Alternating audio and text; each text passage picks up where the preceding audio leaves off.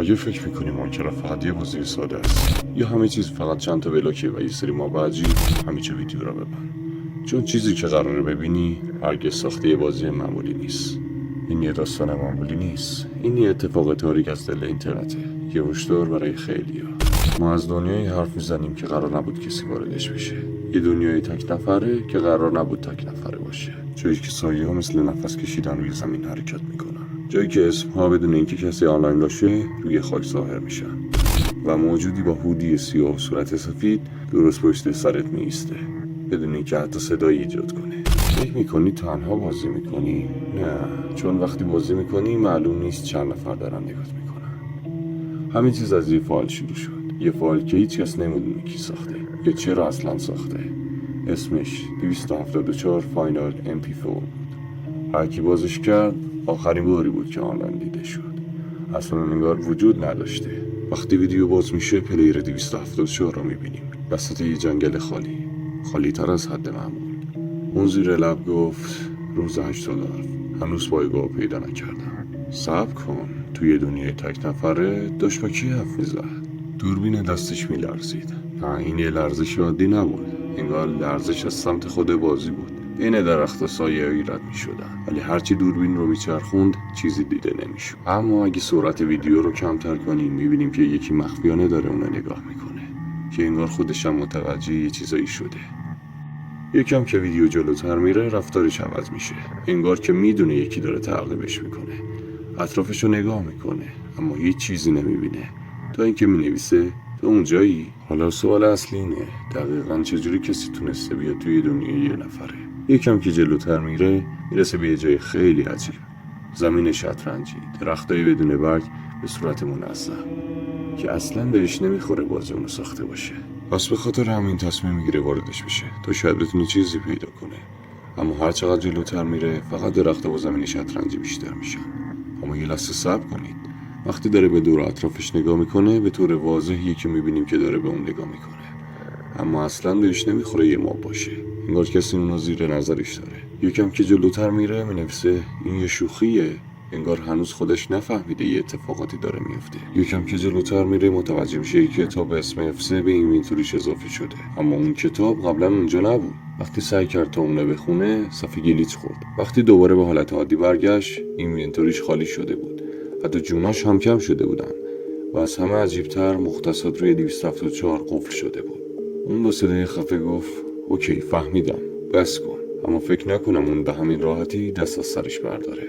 به خاطر همین سعی کرد از اونجا دور بشه تا شاید بتونه چیزی رو پیدا کنه. اما ویدیو اینجا تموم میشه. ویدیوی دوم رو پیدا کردن، exit.mp4، یه دنیای خاکستری با یه تابلو که روش نوشته شده بود برگرد. اون برگشت اما بازی با گلیچ سنگینی قفل کرد و دیگه نتونست حرکتی انجام بده و به طور غیر منتظره بسته شد. آخرین تصویر یه نوشته عجیب بود، سید 274. یه کاربر ناشناس تصمیم گرفت این سید رو امتحان کنه، اما یه دنیای معمولی نبود. شاید اولش عادی به نظر میرسید، اما هرچی جلوتر میرفت اتفاقات بیشتر میشدن. دوباره همون درختای بدون برگ، زمین شطرنجی، انگار دوباره داره همون اتفاقات میفته، ولی هر بار یه چیزش فرق داشت. تصمیم گرفت یک مسیر دیگه رو امتحان کنه و داشت برای خودش میچرخید که یه دفعه روی صفحه نوشت پلیر 274 به بازی پیوست. همون غیر ممکن بود، بازی اصلا تک نفره بود. اولش خودش هم ترسیده بود و سعی کرد تا از اونجا دور بشه، اما یه دفعه همه چیز شروع کرد به تغییر کردن و وقتی داشت از ترس فرار میکرد یکی نوشت وایسا. وقتی رفت و یه نگاهی به فایل‌های بازی انداخت نوشته شده بود 274، اما به طرز عجیبی با یه رفرش اسمش به یو تغییر پیدا کرد. حتی اسم دنیا هم تغییر کرده بود، انگار دیگه دنیای اون نبود و وقتی دوباره وارد اون دنیا شد انگار وارد یک جهنم شده بود و وقتی یکم جلوتر رفت روی زمین نوشته شده بود Welcome back. ولی اون توی جنگل بود، اصلا چجوری از اینجا سر داره بود؟ و دوباره نوشت پلیر 274 به بازی پیوست.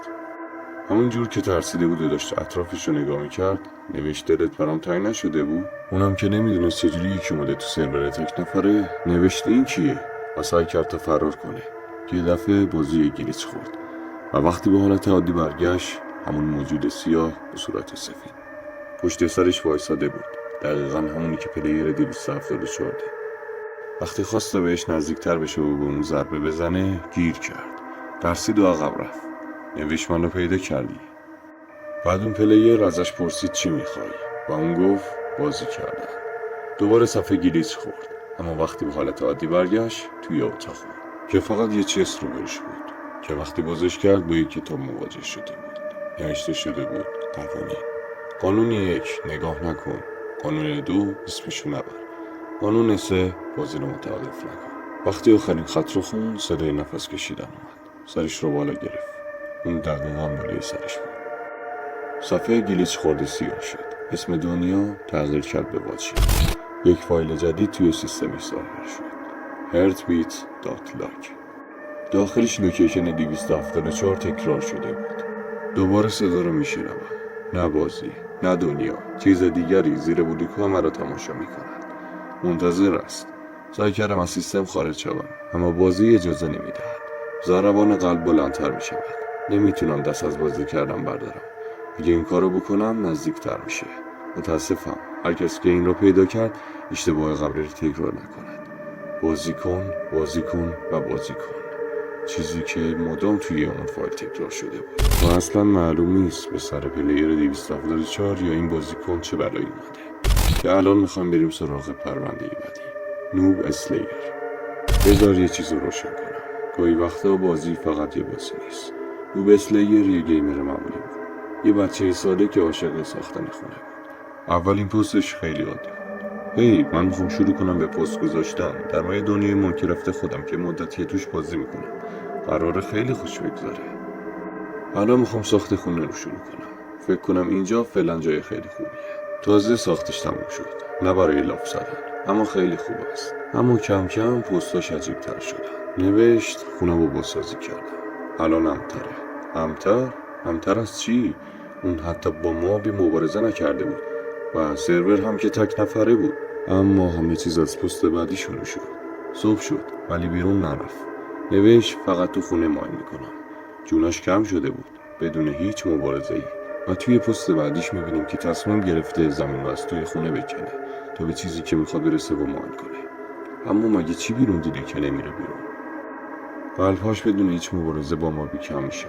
خونه‌شو بازسازی کرده تا امتر باشه و هرچی میره جلو داره عجیب‌تر میشه. انگار چیزی یا کسی داره اون بیرون اذیتش میکنه، اما اون هیچی نمیگه. تو پست بعدش میگه مدتی است که مشغول استخراج هستم و حالا باید بروم. نمیدانم برمیگردم یا نه. از حرفاش معلومه یه اتفاقاتی داره برش میفته، اما اون هیچی نمیگه. برگشتم ارناس پیدا کردم، اما متاسفم. نمیدانم میتوانم با صدای بلند بازی کنم یا نه. خواهیم دید. اما آنها هم من را نمیخواهند. فکر نمیکنم.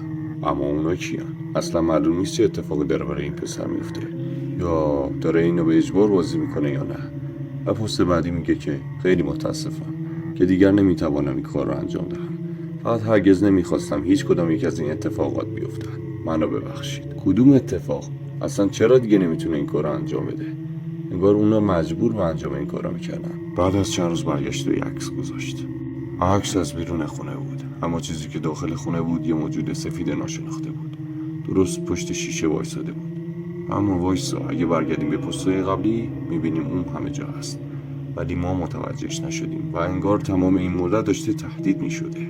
با جستجوی اسم نوب اسلیر 13 فهمیدم که یه چنل توی یوتیوب با همین اسم وجود داره. از کامنت ها میشه فهمید اسمش آرونه و با کمی تحقیق فهمیدن اسم کاملش آرون کینه. وقتی اسمش توی گوگل سرچ کردن آگهی گم شدنش ظاهر شد. آرون کین 16 ساله. اون گم شده درست 1 ساعت بعد از آخرین پستش. حالا نه ردی ازش پیدا شده، نه کسی میدونه چه بلایی به سرش اومده. فقط الان معلوم شد بعضی از نسخه‌های ماینکرافت از چیزی که فکر میکنید خطرناک‌ترن، چون هر لحظه ممکنه در حال تماشای شما باشن و معلوم نیست چند نفر دیگه مثل این پلیر رو گم شدن. یادت بمونه دفعه بعدی که داری بازی میکنی اونا دارن بهت نگاه میکنن، پس حواستو بیشتر جمع کن و یادت باشه من همیشه برمیگردم.